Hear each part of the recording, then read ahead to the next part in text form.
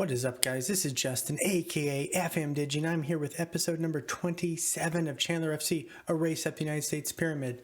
As I mentioned in the last episode, after our big loss out of the FA Cup, we were going to play a couple months offline. We did, and we have over $300,000 in the bank based off new money we've made. So how did we do that? Let's go.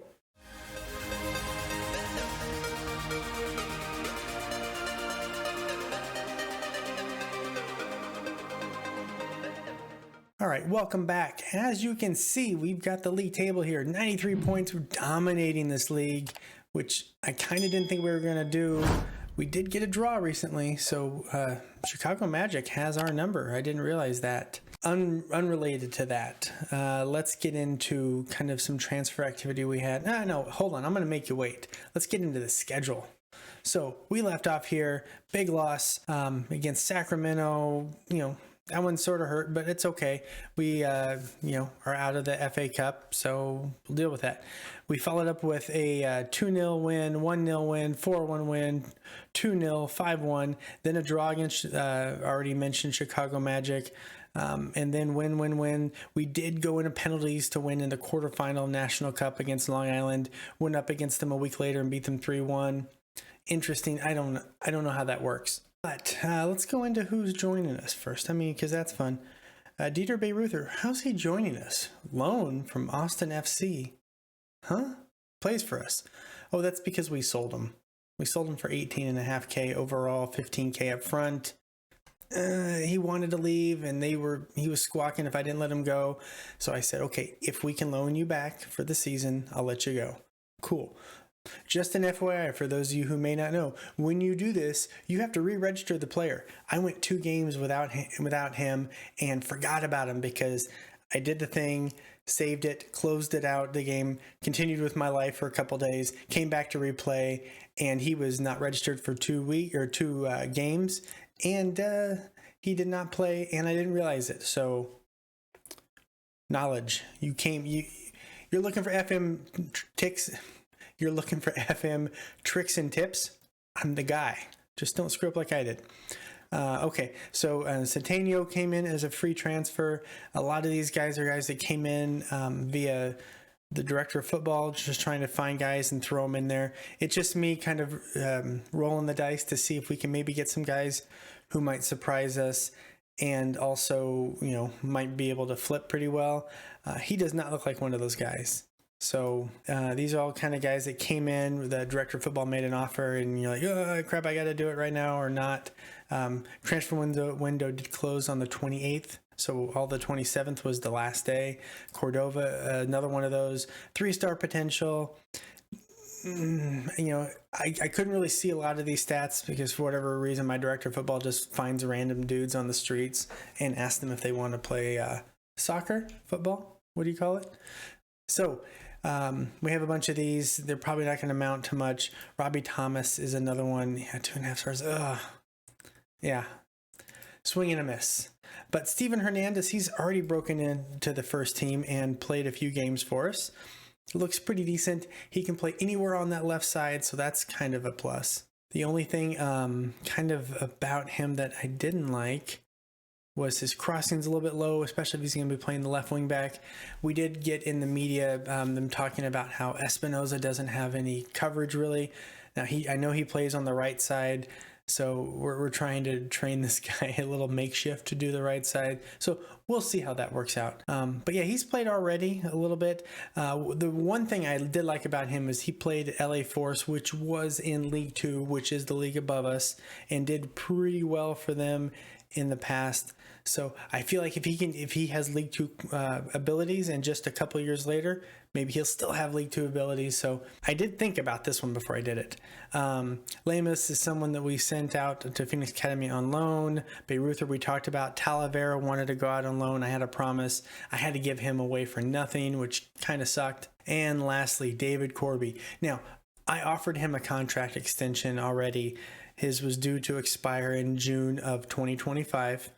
And I offered him a contract extension that started in June of 2025 and went for another 2 years, but he hadn't agreed to it yet. And then he got a ton of interest, We had a bunch of championship teams coming in for him: Orange County, New York Cosmos, Memphis. And I looked at the finances and I said, well, we're $300,000 in debt, so I will offer him out for $300,000. Somebody bit.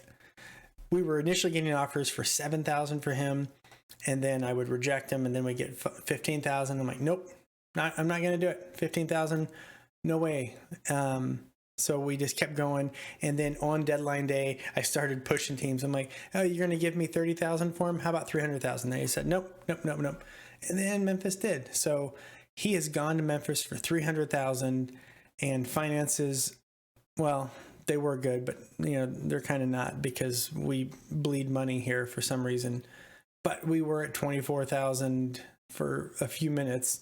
But yeah, so David Corby left. I'm kind of bummed about that. One of our star future players, but for the better of the team, I had to let him go. I didn't want to let him go. He wasn't squawking to go, but said he'd be open to a move. So it's one of those things, you got to do what's best for long-term for the club. And even though long-term him being there, he was going to be our best left back we had, I had to worry about the financial situations. So yeah, that kind of sucks, but I don't know. Tell me down below, what would you do in this situation? How would you handle this? Your team's $300,000 in debt and not looking to get out of it anytime soon. I had to take a big $300,000 payment that someone was willing to give me, and unfortunately cost us one of our better youth prospects. But good thing is, as we just got an email from Squad Dynamics, Squad is liking everything. They're happy. Everything is peachy keen, pretty pink right here. This is perfect. This is, take a screenshot. This is what you want. I don't know how I've stumbled into this, but yay. Patting myself on the shoulder, on the back there.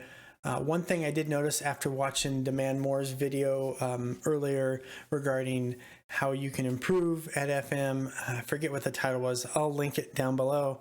But talked about looking at the happiness of your players. And I looked here and I'm like, okay, everyone's pretty happy. Oh, there's a concern here about playing time for Carlos Gomez. So he will be starting today. So as mentioned, Carlos Gomez is in the starting lineup. Markey had to take a seat on the bench for that, but that's fine. So we're going to go Lopez in goal, Fuentes, Gomez, Hamad, Jan back line, Haro, Beiruther in the middle, Pinland, Espinoza on the wings, Asais supporting Jones up top. I did try to get rid of Prieto during the transfer window. No one's taken him. He's making $675 a week, and we will not re-sign him for anywhere near that. I'll give him $200 a week. I've kind of already spent that money that I'm saving from him. So if he leaves, I have a size up there. I'm not worried. But let's get into this game. Okay, everyone seems to be okay. Don't know what all this is dealing with. Everyone's always happy with it. It's not like we've changed our formation ever. Okay, and we're off. I don't think I even mentioned in the pregame build-up to this, we are playing Seattle Sanders Academy. Pox on me for not even saying that in the intro. But they are currently, I believe, second or third in the table. So, oh, look at this Jones. Look at that. That speed. Jordan Jones, finishing sometimes there. You would think with a guy with almost 30 goals in the season, be a little bit better finishing, but he does miss quite a few of those. But then he hits some. So, I don't know. I think he just gets a bunch of chances. I don't know what that was. But yes, we're playing Seattle Sounders Academy. I apologize for not mentioning that earlier. I was just so into... Oh, what was that? Naughty. Okay, Beiruther with the PK. Let's go. Bottom right. He goes right down the middle is what he does. You know what he does. Get in. Dieter, Beiruther, Arloni. He put that right through the goalkeeper. All right, we have a throw in here. Jan with it to Asais. Back to Jan. Asais. Beiruther gets dispossessed, but Jan's there to pick it up. Oh, what's this? What is this? Do we have another penalty? In pretty much, I'm sure that was exactly the same spot.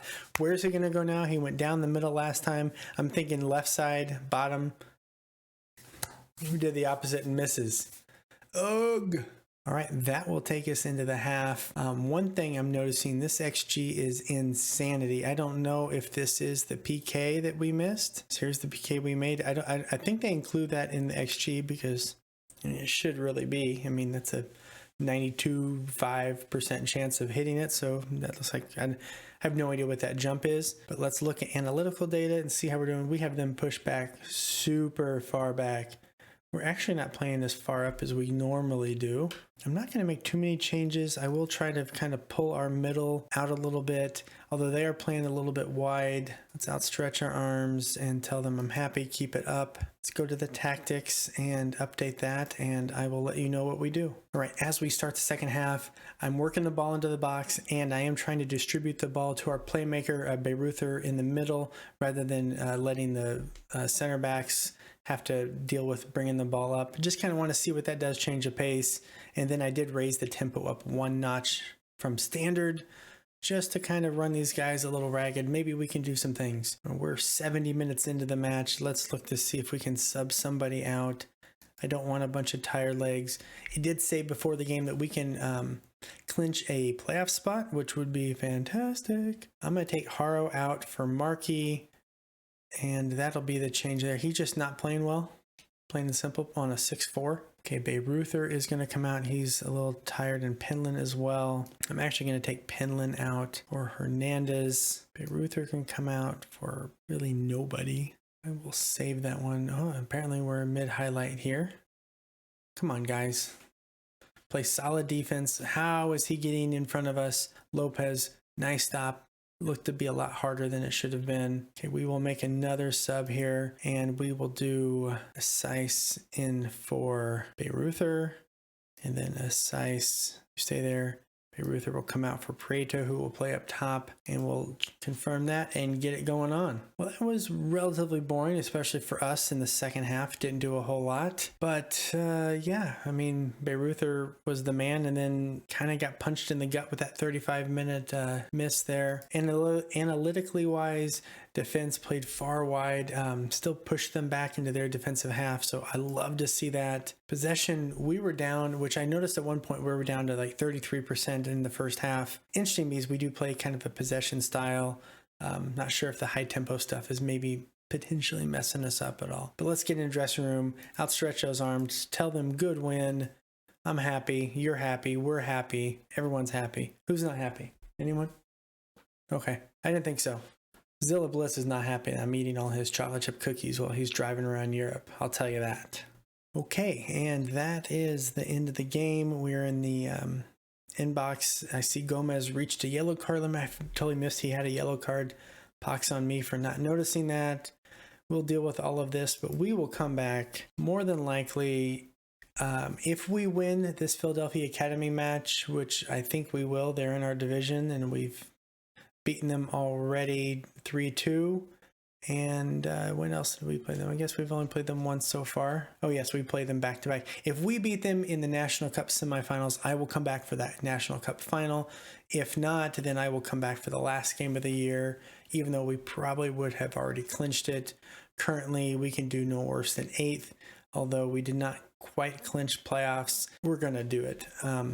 So yeah, let's end it there. All right, guys, thank you so much. That was episode number 27 of Chandler FC, a race up the United States pyramid. Big win against Seattle Academy today. I'm psyched about that. Continuing our drive up this ladder and dominating this league again. Bummed that Corby's left. I mean, you guys actually haven't seen him play a whole lot, but he's someone that I wanted to be a cornerstone for us for a long time. But just financially, I had to let him go. I thank you guys so much. Have a great rest of your day.